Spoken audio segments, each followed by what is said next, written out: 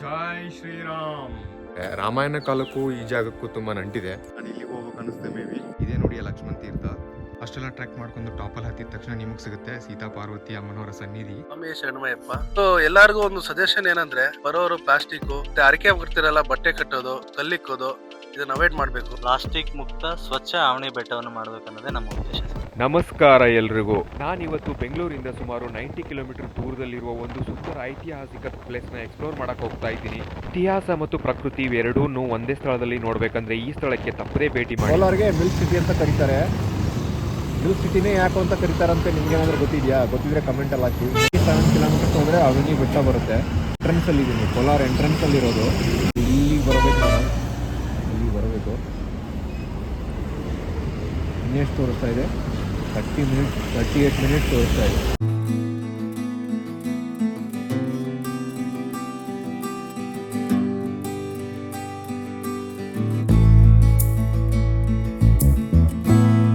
Root ತಪ್ಪೋಗಿದೆ, ಮತ್ತೆ ಅದು U-turn ತೋರಿಸ್ತಾ ಇದೆ ನನಗೆ. ಆ್ಯಕ್ಚುಲಿ ನಾನು ಕೋಲಾರ ಸಿಟಿ ಮೇಲೆ ಹೋಗಬೇಕಾಗಿತ್ತು, ಇದು ಕೋಲಾರ ಸಿಟಿ ಒಳಗಡೆ ಡೈರೆಕ್ಷನ್ ತೋರಿಸ್ತಾ ಇದೆ.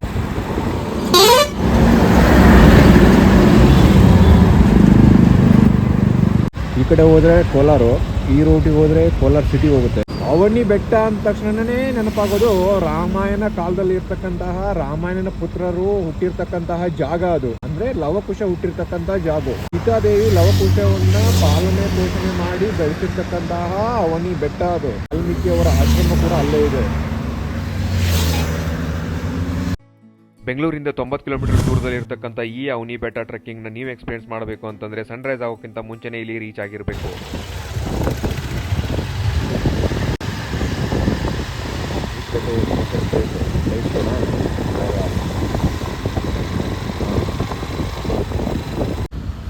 ಇವಾಗ ನಾನಿರೋದು ಕೋಲಾರ ಮುಳಬಾಗಲ್ ರೋಡಲ್ಲಿ. ಇವಾಗ ಇಲ್ಲಿ ಏನ್ ಬೋರ್ಡ್ ಕಾಣ್ತಾ ಇದೆಯಲ್ವಾ, ಇಲ್ಲಿಂದ ಇನ್ನೂ 16 ಕಿಲೋಮೀಟರ್ ಒಳಗಡೆ ಹೋಗಬೇಕು. ಫೈನಲಿ ವಾಲ್ ವೆಲ್ಕಮ್ ಟು ಅವನಿ ಬೆಟ್ಟ. ಬೆಳಗ್ಗೆ 5 ಗಂಟೆಗೆ ಎದ್ದು ರೆಡಿಯಾಗಿ ಬೆಂಗಳೂರಿಂದ 6 ಗಂಟೆಗೆ ರೈಡ್ ಸ್ಟಾರ್ಟ್ ಮಾಡಿಬಿಟ್ಟು 90 ಕಿಲೋಮೀಟರ್ ಟ್ರಾವೆಲ್ ಮಾಡಿ ಕೊನೆಗೆ ಇವಾಗ ನಾನು ತಲುಪಿದ್ದೀನಿ ಅವನಿ ಬೆಟ್ಟ ಎಂಟ್ರೆನ್ಸ್ಗೆ. ಅಲ್ಲಿ ಗಂಟೆ ಬಾರಿಸೋಗ್ಬೇಕು ನೋಡಿ, ಗಂಟೆ ಬಾರಿಸ್ತಾ ಇದ್ದೀನಿ.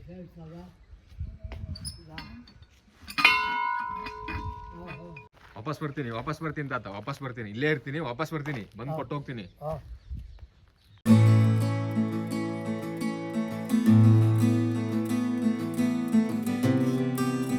ರಾಮಾಯಣ ಕಾಲಕ್ಕೂ ಈ ಜಾಗಕ್ಕೂ ತುಂಬಾ ನಂಟಿದೆ. ರಾಮನ ಇಬ್ಬರು ಪುತ್ರರಾದಂತಹ ಲವಕುಶ ಜನಿಸಿರ್ತಕ್ಕಂತಹ ಜಾಗ ಇದು. ಅವನಿ ಬೆಟ್ಟ ಅಂತ ಕರೀತಾರೆ. ಇದು ಇಲ್ಲಿಂದ ಟ್ರೆಕ್ ಸ್ಟಾರ್ಟ್ ಆಗುತ್ತೆ. ಇದು ಟ್ರೆಕ್ಕಿಂಗ್ ಸ್ಟಾರ್ಟಿಂಗ್ ಪಾಯಿಂಟ್.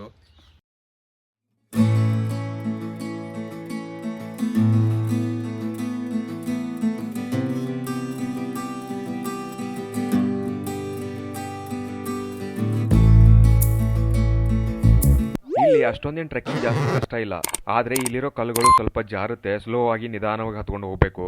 ಈ ಬೆಟ್ಟದ ಮೇಲೆ ಪೂರ್ತಿ ಹತ್ತಿದಾಗ ಇಲ್ಲಿರೋ ಫೀಲಿಂಗ್ಸ್ ಅದೆಷ್ಟು ಚೆನ್ನಾಗಿರುತ್ತೆ.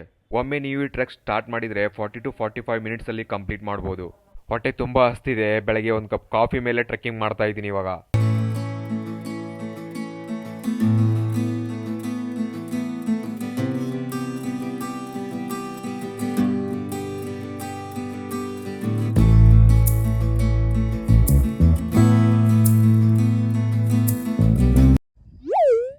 ಈ ಅವನಿ ಬೆಟ್ಟ ನೋಡೋಕೆ ಸಿಂಪಲ್ ಆಗಿದ್ರು ಕೂಡ ಯಾವ ತರ ನೀವು ಮೇಲೆ ಹತ್ತಾ ಹೋಗ್ತಿರೋ ಆ ತರ ನಿಮ್ಗೆ ಡಿಫ್ರೆಂಟ್ ವೈಬ್ ಕೊಡುತ್ತೆ. ಪ್ರಕೃತಿ, ಶಿಲಾಶಿಲ್ಪ ಮತ್ತು ರಾಮಾಯಣ ಕಥೆಗಳ ಜೊತೆ ನೇರವಾಗಿ ಸಂಬಂಧ ಹೊಂದಿರತಕ್ಕಂತ ಈ ಅವನಿ ಬೆಟ್ಟ ನಮ್ಮ ಕೋಲಾರ ಜಿಲ್ಲೆಯಲ್ಲಿದೆ ಅಂತಂದ್ರೆ ಅದು ನಮ್ಮ ಒಂದು ಹೆಮ್ಮೆ. ಅರ್ಧ ಬೆಟ್ಟ ಹತ್ತಿದ ತಕ್ಷಣ ನಿಮಗೆ ಒಂದು ಸಣ್ಣ ಪಂಚ ಪಾಂಡವರ ದೇವಾಲಯ ಕಾಣಿಸುತ್ತೆ. ಇಲ್ಲಿ ಏನ್ ನೋಡ್ತಾ ಇದೀರಲ್ವಾ, ಇದೆಯಾ ಪಂಚ ಪಾಂಡವರ ದೇವಾಲಯ. ಶ್ರೀ ಭಗವಾನ್ ವಾಲ್ಮೀಕಿಯ ಮೂಲ ಆಶ್ರಮ ಇದ್ದಿದ್ದು ಇದೇ ಜಾಗದಲ್ಲಿ. ಈ ಬೆಟ್ಟದ ಮೇಲೆ ಇರ್ತಕ್ಕಂಥ ಈ ಕಲ್ಲಿನ ಆಕಾರದ ಗುಹೆಗಳು ಸ್ಥಳೀಯ ಪೌರಾಣಿಕ ಕಥೆಗಳ ಪ್ರಕಾರ ವಾಲ್ಮೀಕಿ ಆಶ್ರಮಕ್ಕೆ ಸಂಬಂಧಪಟ್ಟಿದ್ದು ಅಂತ ಹೇಳ್ತಾರೆ. ನೋಡಿ ಇವರೆಲ್ಲ ಕ್ಲೀನಿಂಗ್ ಮಾಡ್ತಾ ಇದಾರೆ. ಸೊ ಈ ತರ ಕ್ಲೀನಿಂಗ್ ಮಾಡಿ, ಎಲ್ಲ ಬಂದ್ಬಿಟ್ಟು ಇಲ್ಲೆಲ್ಲ ಕಸ ಎಲ್ಲ ಹಾಕಕ್ ಹೋಗ್ಬೇಡಿ. ನೀವು ಹಾಕಿರೋ ಪ್ಲಾಸ್ಟಿಕ್ ಎಲ್ಲ ನೋಡಿ, ಇವರೆಲ್ಲ ಎತ್ತಬೇಕು. ಸಿಟಿಯಿಂದ ಬರ್ತೀರಾ, ಇಲ್ಲೆಲ್ಲ ಪ್ಲಾಸ್ಟಿಕ್ ಬಾಟಲ್ ಎಲ್ಲ ಎಸಿತೀರಾ. ಎವರಿ ಸಂಡೇ ಮಾಡ್ತೀವಿ ಸ್ವಾಮಿ ನಾವು.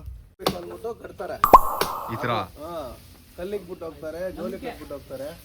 ಅದು ಇಲ್ಲಿ ನಂಬಿಕೆ. ಅದು ಅವಾಗಿಂದಕ್ಕೂ ಈಗಿಂದಕ್ಕೂ ನೋಡಿ ಎಷ್ಟು ಚೆನ್ನಾಗಿ ಕ್ಲೀನ್ ಮಾಡಿದ್ದಾರೆ. ಇಲ್ಲೆಲ್ಲ ನೇತಾಕಿದ್ರು, ಏನೋ ಬೇಡ್ಕೊಡುತ್ತೆ ದೇವರಿಗೆಲ್ಲ ಬೇಡ್ಕೊಂಡಿರ್ತಾರೆ, ಆ ಬೇಡ್ಕೊಂಡಿರೋದೆಲ್ಲ ಇಲ್ಲೆಲ್ಲ ಕಟ್ಟಿರ್ತಾರೆ. ಸೊ ಅದನ್ನೆಲ್ಲ ತೆಗ್ದಿದ್ದಾರೆ ನೋಡಿ, ಇಲ್ಲಿ ಎಷ್ಟು ಚೆನ್ನಾಗಿದೆ, ಕ್ಲೀನ್ ಮಾಡೋರೆ. ಈ ಹೊಂಡ ಕಾಣ್ತಿರ್ಲಿಲ್ಲ ಫಸ್ಟ್ ನಾನು ಬಂದಾಗ. ಸೊ ಇವಾಗ ಎಷ್ಟು ನೀಟಾಗಿ ಕಾಣ್ತಾ ಇದೆ ನೋಡಿ. ಬನ್ನಿ ಅವ್ರನ್ನೇ ಕೇಳೋಣ, ಪಾಪ ಅಷ್ಟೊಂದು ಕಷ್ಟಪಡ್ತಾರೆ. ಯಾರೆಲ್ಲ ಈ ಅವನಿ ಬೆಟ್ಟಕ್ಕೆ ಬರ್ತಿರಲ್ವಾ, ಸೊ ನನ್ನೊಂದು ಸಜೆಷನು, ಸೊ ಪ್ಲಾಸ್ಟಿಕ್ ಮುಕ್ತ ನೇಚರು ಮತ್ತೆ ಪ್ಲಾಸ್ಟಿಕ್ ಮುಕ್ತ ಪರಿಸರ ಮಾಡಬೇಕು ಅಂತ ಸೊ ಇಲ್ಲಿರೋ ಜನ ಎವ್ರಿ ಟೈಮ್ ಬರ್ತಾರೆ, ಸಂಡೇ ಒಂದ್ಸರಿ ಬಂದು ಕ್ಲೀನ್ ಮಾಡ್ತಾರೆ. ಸೊ ನನ್ನ ಸಜೆಷನ್ ಏನು ಅಂತಂದ್ರೆ ಇಲ್ಲಿ ಬಂದು ಪ್ಲಾಸ್ಟಿಕ್ ಎಲ್ಲ ಎಸೆಯಕ್ಕೆ ಹೋಗ್ಬೇಡಿ. ಸೊ ಇದೆಲ್ಲ ಕ್ಲೀನ್ ಮಾಡಿದ್ದು ಅವ್ರೇನೆ, ನೋಡಿ ಹೆಂಗ್ ಕ್ಲೀನ್ ಆಗಿದೆ ಅಂತ. ಸೊ ಅವ್ರನ್ನೇ ಕೇಳೋಣ ಇವಾಗ. ಸ್ವಾಮಿ ಶರಣಮಯ್ಯಪ್ಪ.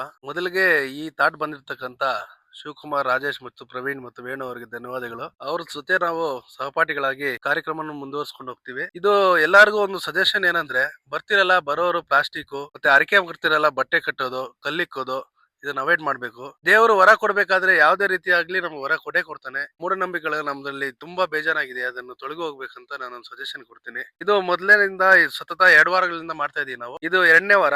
ಮೊನ್ನೆ ವಾರ ಲವಕುಶ ಗುಡಿ ಮಾಡಿದೀವಿ, ಈ ವಾರ ಏಕಾಂತ ರಾಮಸ್ವಾಮಿ ಗುಡಿ. ಇಲ್ಲಿ ಇನ್ನ ಒಂದು ವಾರ 2 ವಾರ ಇಲ್ಲಿ ಕೆಲಸ ಇದೆ. ಈ ಕೆಲಸವನ್ನು ಹಿಂಗೆ ಮುಂದೂಡ್ಸ್ಕೊಂಡು ಹೋಗ್ಬಿಡ್ತೀವಿ ಅಂದ್ಬಿಟ್ಟು ಈ ಕಾರ್ಯಕ್ರಮ ಇಂತಿಗೆ ಅಂತ ಆಗಲ್ಲ. ಸುದ್ದಿ ಕ್ಲೀನ್ ಮಾಡೋವರೆಗೂ, ಎಲ್ಲಾ ದೇವಸ್ಥಾನ ಕ್ಲೀನ್ ಮಾಡೋವರೆಗೂ ಈ ಕಾರ್ಯಕ್ರಮ ಮುಂದುವರ್ಸ್ಕೊಂಡು ಹೋಗ್ತೀವಿ. ಜೈ ಹಿಂದ್, ಜೈ ಕರ್ನಾಟಕ.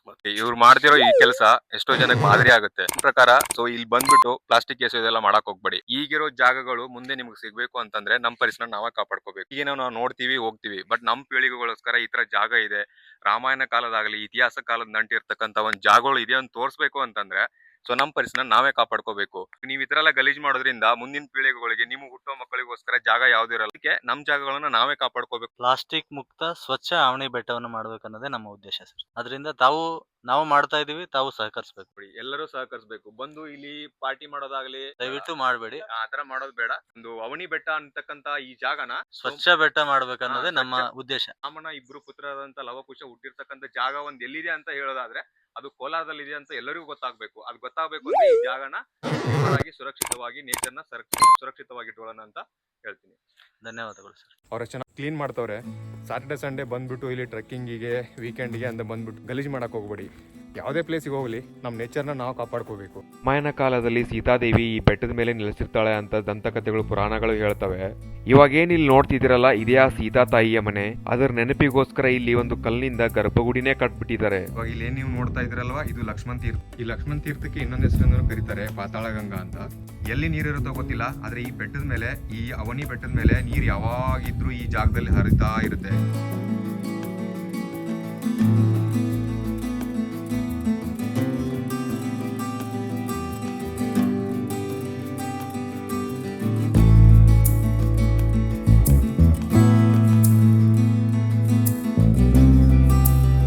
ಶ್ರೀರಾಮ ಅಲ್ಲಿನ ಅಯೋಧ್ಯೆಗಳ ಪ್ರಜೆಗಳಿಗೋಸ್ಕರ ಸೀತೆಯನ್ನ ಅಮಾನತ್ ಮಾಡಿರ್ತಾನೆ. ಆ ಅಮಾನತ್ ಮಾಡಿದ ತಕ್ಷಣ ಸೀತೆ ಇಲ್ಲಿ ಬಂದು ನೆನೆಸ್ತಾಳೆ. ಅದಕ್ಕೆ ಇದನ್ನ ಅವನಿ ಬೆಟ್ಟ ಅಂತ ಕರೀತಾರೆ.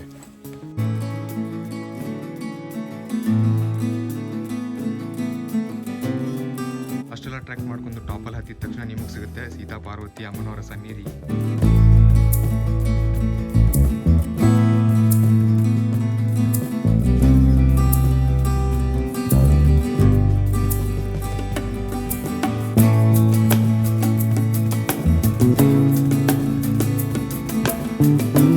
ನೋಡಿದ್ರಲ್ವಾ, ಇದಿಷ್ಟಿತ್ತು ಅವನಿ ಬೆಟ್ಟ. ರಾಮಾಯಣ ಕಾಲಕ್ಕೂ ಮತ್ತೆ ಈ ಜಾಗಕ್ಕೂ ತುಂಬಾ ನಂಟಿದೆ ಅಂತ ಹೇಳ್ತಾ ಇದ್ರು. ನೋಡೋಣ ಅಂತ, ಎಕ್ಸ್ಪ್ಲೋರ್ ಮಾಡೋಣ ಅಂತ ಬಂದಿದ್ದೀನಿ. ನಾನು ಹಿಂದೆ ಏನ್ ಕಾಣ್ತಾ ಇದೆಯಲ್ವಾ, ಇದೇ ಒಂದು ಚಿತ್ರ ಈ ಬೆಟ್ಟದ ಬಗ್ಗೆ ಎಲ್ಲಾನು ಹೇಳುತ್ತೆ. ನಿಮಗೆ ಈ ವಿಡಿಯೋ ಯಾವ ತರ ಆಗಿತ್ತು ಅಂದ್ರೆ ಕಮೆಂಟ್ ಅಲ್ಲಿ ತಿಳಿ. ಹಾಗೆ ಈ ವಿಡಿಯೋ ನಿಮಗೇನಾದ್ರೂ ಇಷ್ಟ ಆಗಿತ್ತು ಅಂದ್ರೆ ದಯವಿಟ್ಟು ಒಂದು ಲೈಕ್ ಮಾಡಿ. ಹಾಗೆ ಈ ವಿಡಿಯೋನ ಎಲ್ಲರಿಗೂ ಶೇರ್ ಮಾಡಿ. ನೀವೇನಾದ್ರೂ ನನ್ನ ಚಾನಲ್ಗೆ ಫಸ್ಟ್ ಟೈಮ್ ವಿಸಿಟ್ ಮಾಡಿದ್ರೆ ದಯವಿಟ್ಟು ಚಾನಲ್ ಸಬ್ಸ್ಕ್ರೈಬ್ ಮಾಡ್ಕೊಂಡು ಸಪೋರ್ಟ್ ಮಾಡಿ.